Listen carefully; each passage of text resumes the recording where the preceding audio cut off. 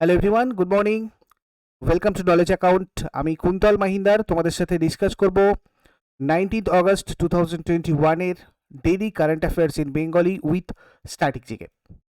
তোমাদের আজকে 9টার সময় একটা ইম্পর্টেন্ট ভিডিও পাবলিশ হবে, টপ 300 সায়েন্স জিকে। এটা তোমাদের আমি করেছি।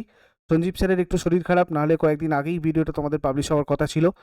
স্যার এটা করতে পারেনি, আমি তোমাদের এটা করে দিয়েছি। 9 AM পাবলিশ হবে, তোমরা দেখে নিও। এই ভিডিওর কমেন্ট বক্সে আমি এটা পিন করে রেখেছি ভিডিওর লিঙ্কটা। আর তোমাদের 200টা এমসিকিউ মুঘল সাম্রাজ্যের উপর আমি প্রোভাইড করেছিলাম আগের দিন। কয়েকটা প্রশ্ন একটু সিলি মিস্টেক রয়েছে, কারেকশন করে দিয়েছি, কমেন্ট বক্সে পিন করা আছে, একটু দেখে নেবে। আর 300 ওয়েস্ট বেঙ্গল জিকে, এটা তোমাদের ম্যাপের সাহায্যে পাবলিশ হয়েছিল কদিন আগে। পশ্চিমবঙ্গ কারেন্ট অ্যাফেয়ার্সও দেওয়া হয়ে গিয়েছিল। জুলাই কারেন্ট অ্যাফেয়ার্সের পিডিএফ, এগুলো সবকটার লিঙ্ক তোমাদের এই ভিডিওটার কমেন্ট বক্সে রয়েছে। আজকে 10টার সময় আনএকাডেমিতে একটা ফ্রি ক্লাস রয়েছে ম্যাথের, তোমরা ওটাও আমার সাথে জয়েন করতে পারো, লাইভ ক্লাস। তো ওটার লিঙ্ক আমি তোমাদের টেলিগ্রাম চ্যানেলে প্রোভাইড করে দিয়েছি, অথবা এই ভিডিও ডেসক্রিপশন বক্সে যারা রেগুলার জয়েন করো ওখান থেকে পেয়ে যাবে। আর যারা নতুন রয়েছে, জয়েন করতে পারছো না, কীভাবে জয়েন করবে বুঝতে পারছো না, তারা নলেজ অ্যাকাউন্ট টেলিগ্রাম চ্যানেলটাতে একটু জয়েন করে নাও। ওখান থেকে তোমাদের স্পষ্টভাবে লিখে দিয়েছি কীভাবে তোমরা জয়েন করতে পারবে। তো আজকের ফার্স্ট প্রশ্ন আমরা যেটা দেখবো সেটা হচ্ছে, বিশ্ব মানবিক দিবস কবে পালন করা হয়? অর্থাৎ world humanitarian day. World humanitarian day এটা কবে সেলিব্রেট করা হয়? দেখো, এটা প্রত্যেক বছর 19 অগস্টে পালন করা হয়।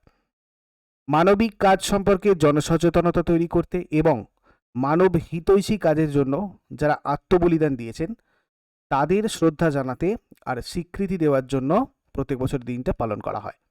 2021-এর যে থিম ছিল সেটা হচ্ছে hash the human race. Hash the human race ছিল 2021-এর থিম ওয়ার্ল্ড হিউম্যানিটেরিয়ান ডে।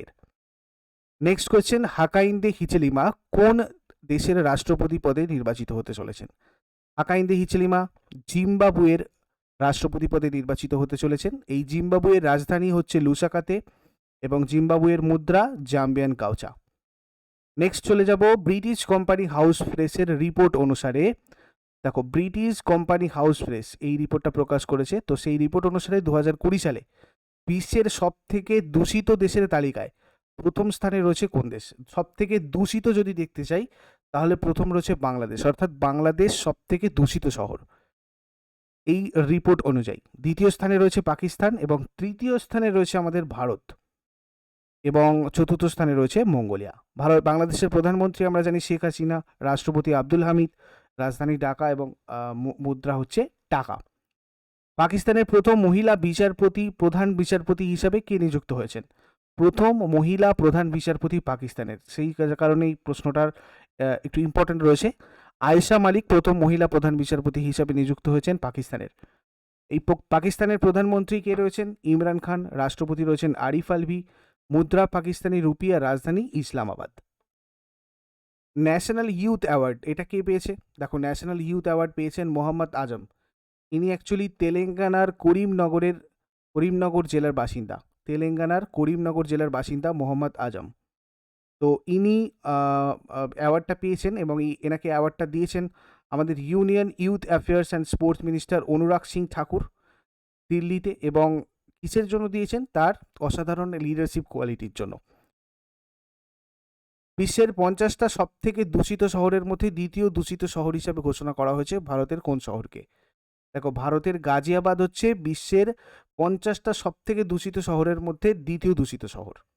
তো এই রিপোর্টটাও ব্রিটিশ কোম্পানি হাউস প্রেসের রিপোর্ট অনুযায়ী, মানে আমি তোমাদের এটা বললাম, 2020 সালে উত্তরপ্রদেশের গাজিয়াবাদকে বিশ্বের 50টার মধ্যে মানে একদম সেকেন্ড লাস্ট আর কি, দ্বিতীয় দূষিত শহর। আর তোমার হচ্ছে একদম প্রথম যদি আমরা দেখি সব থেকে বেশি দূষিত, সেটা হচ্ছে চীনের জিনজিয়াং প্রদেশের হোতান শহর। আর ক্লিনেস্ট এয়ার সিটি অস্ট্রেলিয়ার জুটবাড়ি। ঠিক আছে, তালিকার একদম শীর্ষস্থানে রয়েছে, মানে জুটবাড়ি সব থেকে পরিষ্কার। আর সব থেকে দূষিত হচ্ছে আমার জিনজিয়াংয়ের হোতান শহর। আর সেকেন্ড লাস্ট হচ্ছে আমাদের গাজিয়াবাদ, মানে একদম দূষিত শহরের দিক থেকে উত্তরপ্রদেশের গাজিয়াবাদ। নেক্সট কোয়েশ্চেন, কে জওহরলাল নেহেরু উদ্ভাবন ও উন্নয়ন কেন্দ্র উন্নত বিজ্ঞান গবেষণা কেন্দ্রের স্থাপন করলো? মানে Jawaharlal Nehru centre for innovation and development centre, কেমন? এটার উদ্বোধন মানে এটা স্থাপন করেছেন ভেঙ্কাইয়া নাইডু, এটার উদ্বোধন করেছেন।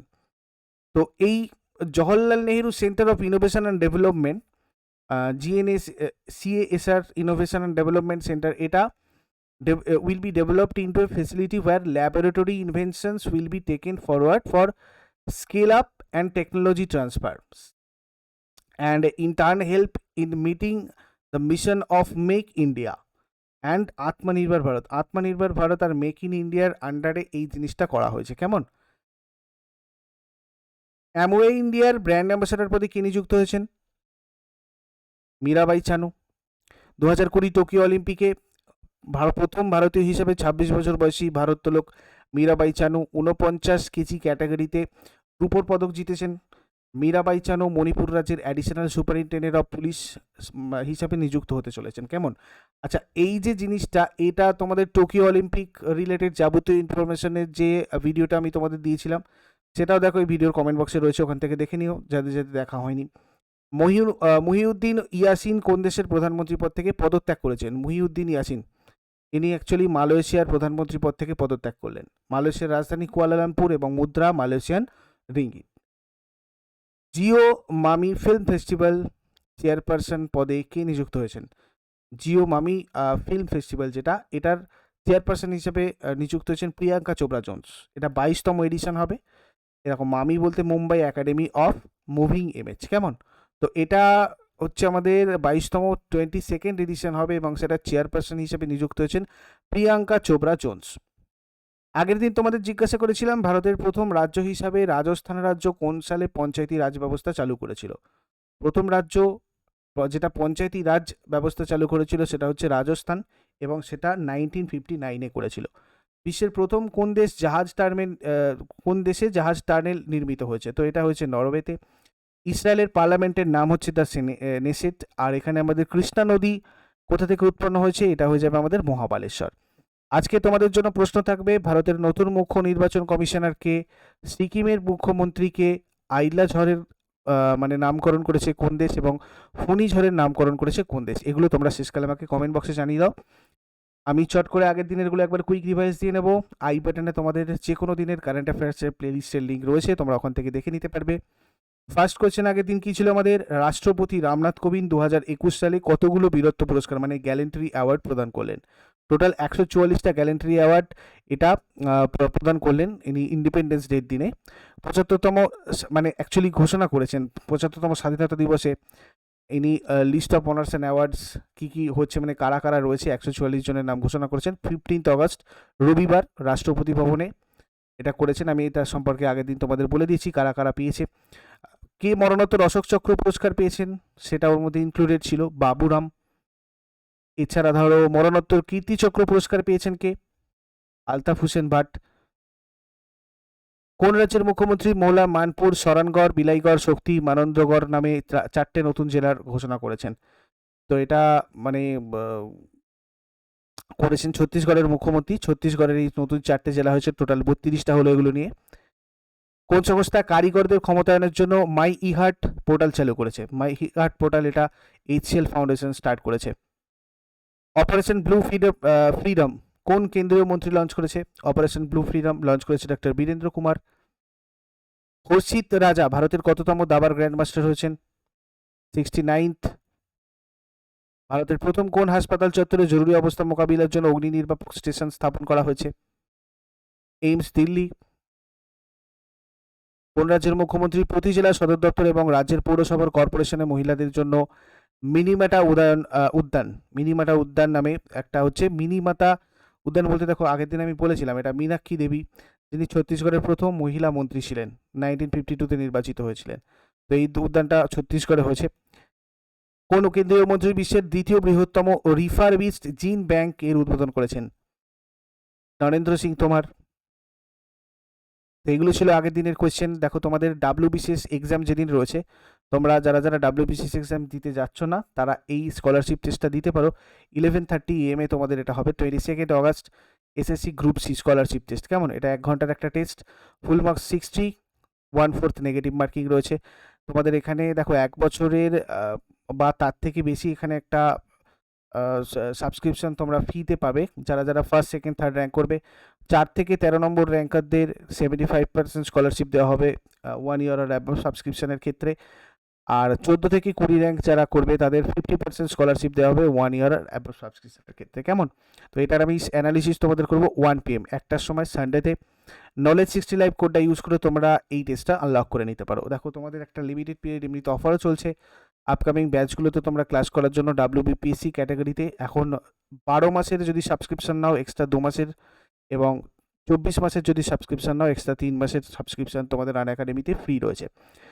এটা হচ্ছে আমার রেফারেল কোড। এই রেফারেল কোড অ্যাপ্লাই করে তোমরা যদি সাবস্ক্রিপশন নাও তাহলে তোমাদের সাবস্ক্রিপশন নেওয়ার সময় 10% ডিসকাউন্ট হবে। কেমন? দেখো আপকামিং কিছু ব্যাচ কোর্সেস তোমাদের বলে দিই, যেমন ধরো আগমন batch 17, expert batch for maths, reasoning, English, এগুলো তোমাদের ব্যাচ কোর্স যেগুলো শুরু হতে চলেছে। তো এইগুলো হচ্ছে তোমাদের সাবস্ক্রিপশন প্ল্যান। এর মধ্যে এখানে এক্সট্রা 2 মাস, এক্সট্রা 3 মাস এই অফারটা লিমিটেড পিরিয়ডে রয়েছে। তোমরা এই রেফারেল কোড অ্যাপ্লাই করে 10% ডিসকাউন্ট পেয়ে যাবে যদি এখনই সাবস্ক্রিপশন নাও। আমি এটার লিঙ্ক তোমাদের এই ভিডিওর কমেন্ট বক্সে দিয়ে রেখেছি, তোমরা ওখান থেকে লিঙ্কগুলো দেখে নাও এবং সেখান থেকে সাবস্ক্রাইব করে নিও। আমি তিসারি ব্যাচে এখন তোমাদের একটা ক্লাস করছি। আগামীকাল 12টার সময় আমার নেক্সট ক্লাস রয়েছে। তোমরা যারা আনএকাডেমি প্লাসে রয়েছে আমার ক্লাসে জয়েন করতে পারো আগামীকাল ঠিক 12টার সময়। আর এরপরে দেখা হচ্ছে তোমাদের আনএকাডেমির ফ্রি ক্লাসে 10টার সময়। তার আগে 9টার সময় তোমাদের পাবলিশ হবে 300 most important science GK from Lucent. কেমন? নলেজ অ্যাকাউন্ট টেলিগ্রাম চ্যানেলে সবকটার আপডেট থাকবে। এছাড়া এই ইউটিউব চ্যানেল থেকে সাবস্ক্রিপশন তোমরা সাবস্ক্রাইব করার পরে তোমাদের দেখো বেল আইকনটা ক্লিক করে নিলে তোমাদের এখান থেকেও নোটিফিকেশান যাবে। কেমন? ইউজফুল বলে মনে হলে লাইক শেয়ার করতে ভুলবে না। নতুনরা অবশ্যই সাবস্ক্রাইব করে বেল আইকনটাতে প্রেস করে নাও যাতে তোমাদের নোটিফিকেশানটা ঠিকঠাকভাবে যায়। Thank you so much. দেখা হচ্ছে নেক্সট ক্লাসে।